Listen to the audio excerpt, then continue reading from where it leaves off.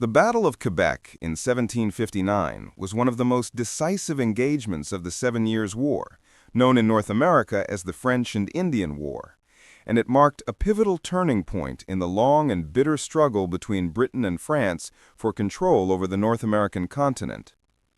The battle was fought on the Plains of Abraham, a plateau just outside the walls of Quebec City, and its outcome had profound and lasting consequences for the future of Canada and the balance of power in North America. Leading up to the battle, the strategic situation was tense, intricate, and fraught with uncertainty. The French, under the command of General Louis-Joseph de Montcalm, had established a formidable defensive position in Quebec, which was situated atop steep cliffs overlooking the St. Lawrence River. This elevated position was crucial because it allowed the French to control the river, the primary artery for transporting troops, supplies, and communications, and to protect the heart of New France.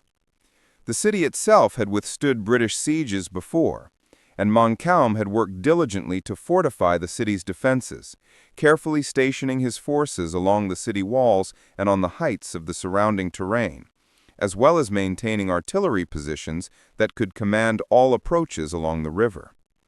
On the other side, the British, commanded by General James Wolfe, faced the daunting task of capturing a heavily defended city within a relatively short campaigning season, as the onset of the harsh Canadian winter threatened to halt operations and strain supplies. Wolfe's army had arrived at the mouth of the St. Lawrence River in June 1759, after a complex and dangerous voyage from England, navigating the river while under constant threat from French naval and artillery forces.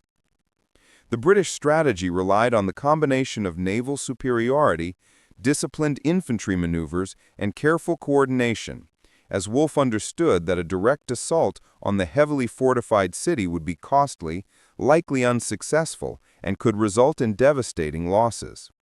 For weeks, the British forces conducted reconnaissance missions and skirmishes along the river, attempting to probe Montcalm's defenses, test French resolve, and identify a weak point that could be exploited to their advantage. This period was characterized by intense tension and uncertainty, as both sides fully understood that the outcome of a single battle could determine the fate of Canada. In the days leading up to the engagement, several crucial factors influenced the commander's decisions. Montcalm, though confident in his defensive position, was aware that his forces were limited in number, and he feared that a prolonged siege could exhaust his supplies, diminish morale, and potentially allow the British to sever his communications with other French strongholds. Wolfe, on the other hand, possessed a keen sense of timing, and understood that his best chance lay in taking the initiative, striking swiftly, and forcing a confrontation before Montcalm could fully prepare or receive reinforcements.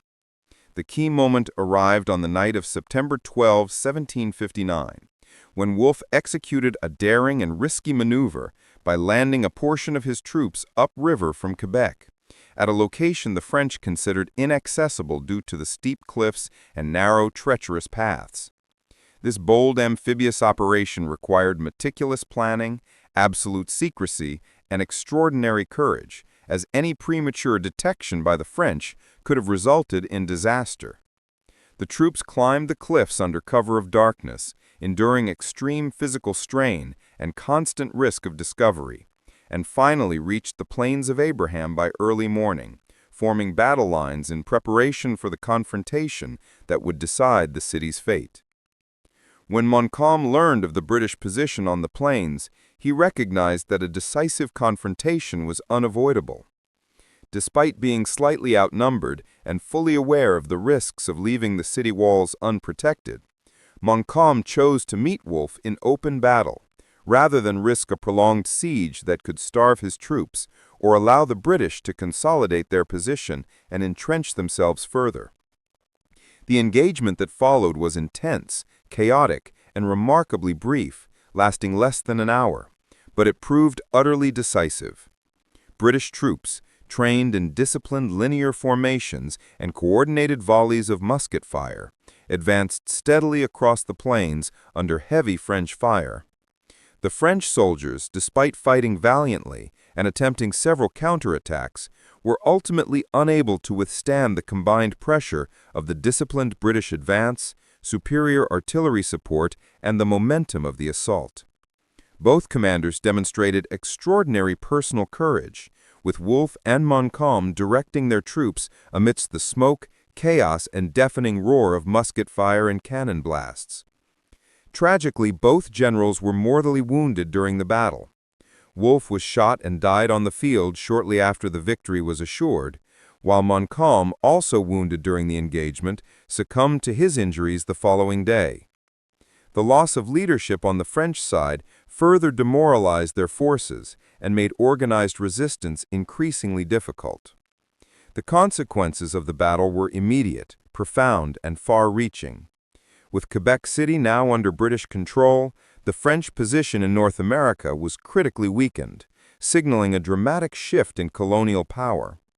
The victory provided the British with a strategic foothold that allowed them to dominate the St. Lawrence River, disrupt French supply lines, and eventually capture other key settlements, including Montreal in 1760, which marked the effective end of French colonial rule in Canada. The battle also left a lasting imprint on military history, illustrating the importance of careful reconnaissance, bold maneuvering, disciplined infantry tactics, and the decisive role of terrain and logistics in determining the outcome of engagements. In addition to its military significance, the Battle of Quebec became a symbol of courage, sacrifice, and leadership, with both Wolfe and Montcalm remembered for their bravery and skill. Civilians were profoundly affected as well, since the battle endangered the city's population, disrupted trade, and profoundly altered daily life, reflecting the broader human cost of imperial conflicts. The engagement has been commemorated in numerous works of history, literature, and art, highlighting its central place in the story of North American colonization and the shaping of Canada's future.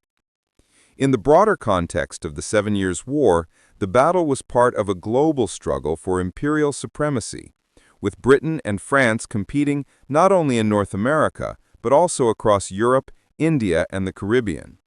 The victory at Quebec not only ensured British dominance in Canada, but also contributed to Britain's eventual status as the preeminent global power by the war's end. It set the stage for the Treaty of Paris in 1763, which formally recognized British control over Canada and marked a beginning of a new chapter in the history of the continent. The battle's legacy endures as a profound study in strategic planning, the integration of naval and land operations, and the decisive impact of leadership, initiative, and courage in military affairs, making it one of the most significant and studied engagements of the 18th century. Its memory also helped shape Canadian identity, symbolizing both the clash of European empires and the resilience and determination of local populations facing extraordinary historical upheaval.